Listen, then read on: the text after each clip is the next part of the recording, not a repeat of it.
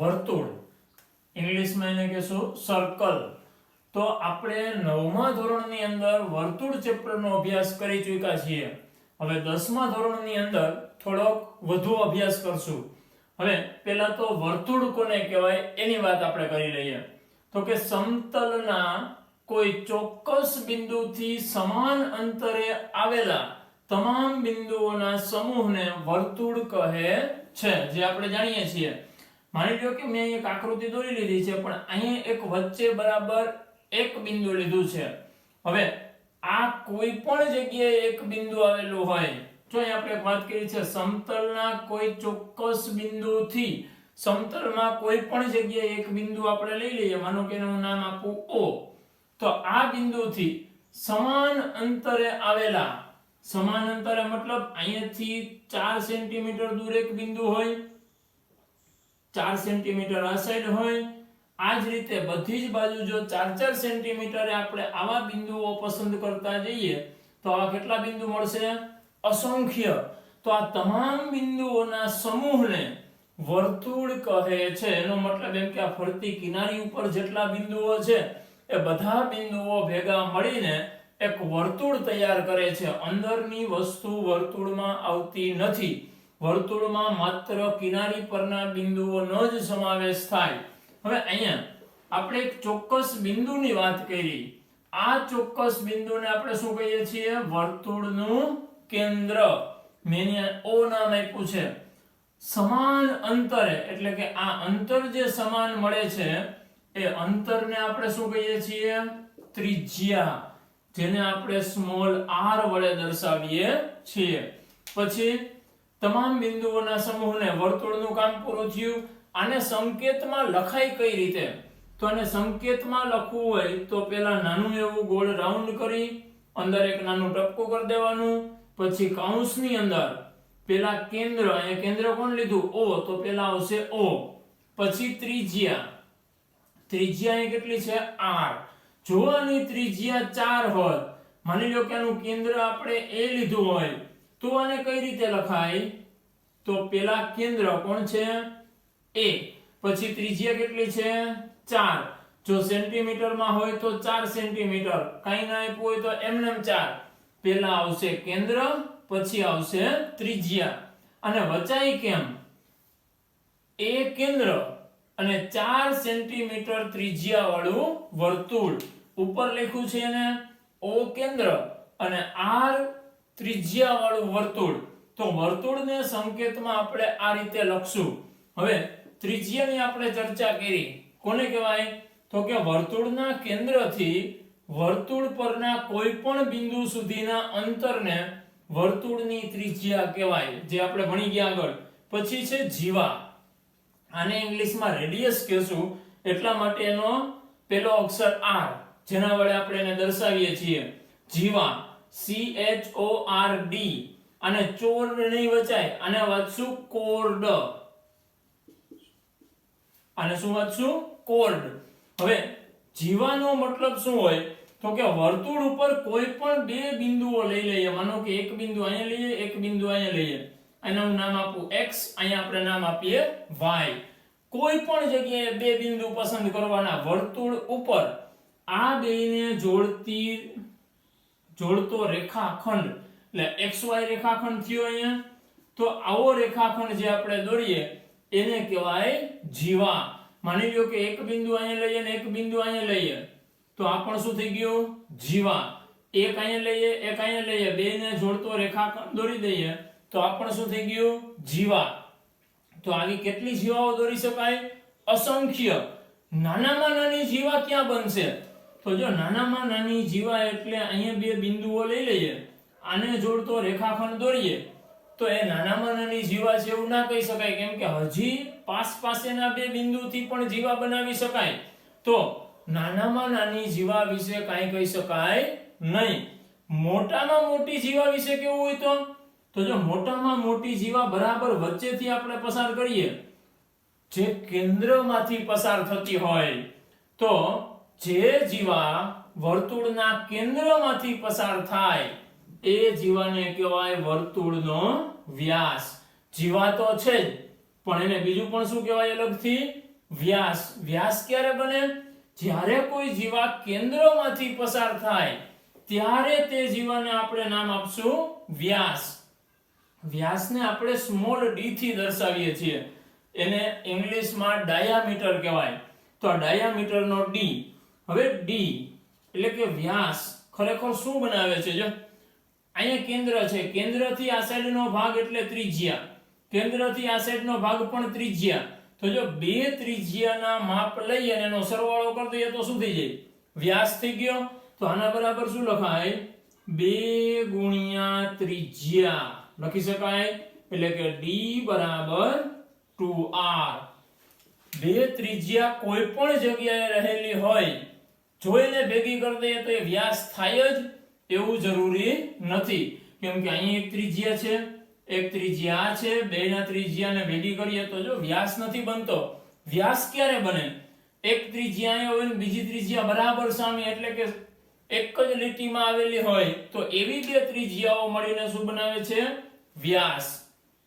વ્યાસની વ્યાખ્યા બે રીતે આપી શકાય. એક, મોટામાં મોટી જીવાને વર્તુળનો વ્યાસ કહેવાય.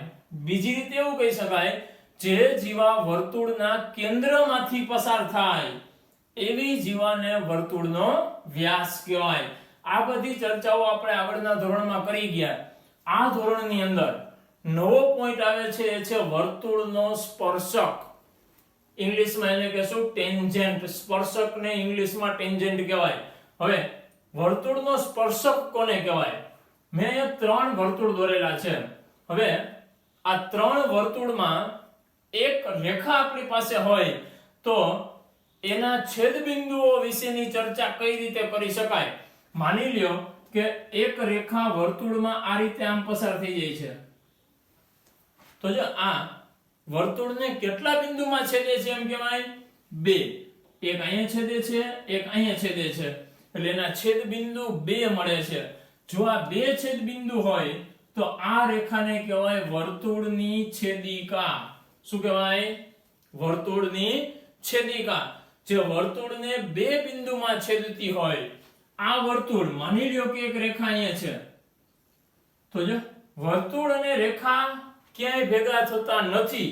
એનો મતલબ એમ કે આ બે એક પણ છેદબિંદુ ધરાવતા નથી. તો આને આપણે છેદિકા કહી શકીએ નહીં. આનું એક પણ છેદબિંદુ મળતું નથી.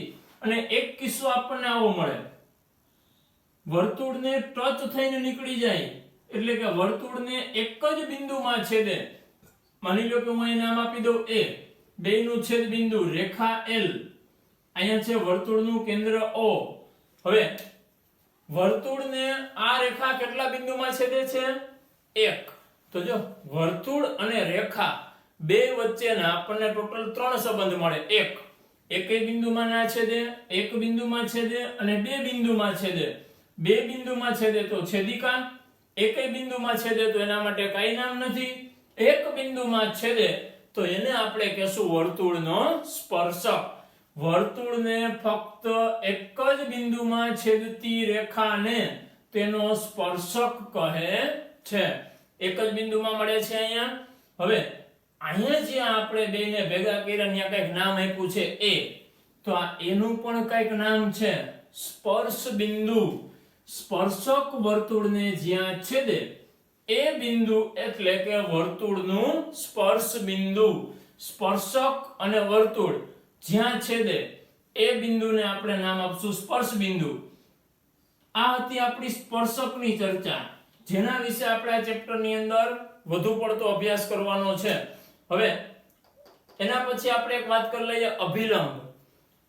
અભિલંબ, જો આમાં લંબ શબ્દ છે એનો મતલબ એમ કે ક્યાંક તો લંબ થતો જ હશે. અભિલંબ કોને કહેવાય? તો કે વર્તુળમાં આપણે જે સ્પર્શક દોર્યો, આ સ્પર્શક વર્તુળને જ્યાં સ્પર્શે છે એ સ્પર્શ બિંદુમાંથી પસાર થતી રેખા જે સ્પર્શકને લંબ હોય. જો વર્તુળમાં માની લો કે આપણે અહીંયા સ્પર્શક દોરીએ તો અહીંયાથી આપણે ઘણી બધી રેખાઓ પસાર કરી શકીએ આ બિંદુમાંથી, સ્પર્શ બિંદુમાંથી. પણ એ દરેકને અભિલંબ નહીં કહેવાનો. જે સ્પર્શકને લંબ હોય અને સ્પર્શ બિંદુમાંથી પસાર થતી હોય તો આવી રેખા એટલે વર્તુળનો અભિલંબ. પહેલી વાત તો એ કે સ્પર્શક કેટલા દોરી શકાય. તો જો આપણે અહીંયા દોરીએ, માનો કે અહીંયા એક બિંદુ છે, ત્યાં સ્પર્શક દોરવો હોય તો આ રીતે મળશે. અહીંયા એક બિંદુ છે, અહીંયા સ્પર્શક દોરવો હોય તો એ મળે. અહીંયા પણ એક સ્પર્શક મળશે, અહીંયા પણ મળશે, અહીંયા પણ મળશે. કેટલા સ્પર્શકો દોરી શકાય આવા? તો કે જેટલા વર્તુળ ઉપર બિંદુઓ છે, પ્રત્યેક બિંદુ આગળ એક એક સ્પર્શક દોરી શકાય. પણ વર્તુળની અંદર બિંદુઓ હોય કેટલા? અસંખ્ય. તો આવા અસંખ્ય બિંદુઓમાં દરેક બિંદુ આગળ એક એક સ્પર્શક દોરી શકાય. તો સ્પર્શકોની કુલ સંખ્યા કેટલી થઈ? અસંખ્ય. ગણી શકાય એવી નથી. જો સ્પર્શકો અનંત હોય તો એના અભિલંબ પણ કેટલા હોય? અનંત. કેમ કે જેટલા સ્પર્શક દોરીએ એટલા જ અભિલંબ દોરી શકાય. અભિલંબ હંમેશા વર્તુળના કેન્દ્રમાંથી પસાર થાય. અભિલંબ માત્ર વર્તુળને જ હોય એવું જરૂરી નથી. સ્પર્શક પણ માત્ર વર્તુળને જ હોય એવું જરૂરી નથી. આપણે કોઈ પણ આકૃતિ લઈએ, એટલે કે કોઈ પણ વક્ર લઈએ. વક્ર એટલે કોઈ પણ આવી વળાંક વાળી આકૃતિઓ હોય જેમાં ખૂણો પડતો હોવો જોઈએ નહીં. માની લો કે આપણે એક બિંદુ આપ્યું છે, આ બિંદુ આગળ એવી રેખા દોરીએ જે માત્ર એને જ સ્પર્શીને નીકળી જતી હોય તો આને આ વક્રનો સ્પર્શક કહેવાય. અને આ બિંદુ એટલે એનું સ્પર્શ બિંદુ.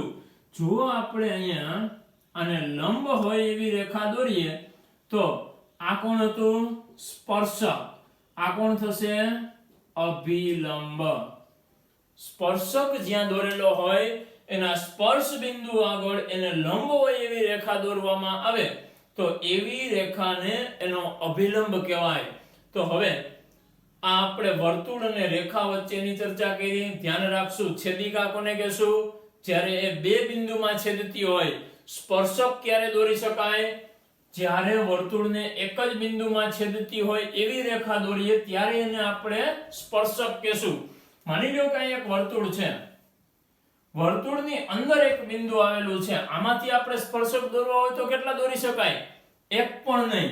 કેમ કે આ બિંદુમાંથી પસાર થતી જેટલી રેખા દોરશું એ બધી વર્તુળની છેદિકા બને. એટલે આને પણ ધ્યાન રાખશું.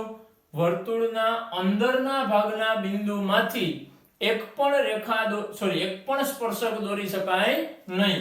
વર્તુળ ઉપર એક બિંદુ આપ્યું હોય તો એક જ બિંદુ આપ્યું હોય તો એમાંથી એક જ સ્પર્શક દોરી શકાય. વર્તુળ ઉપર હોય તો.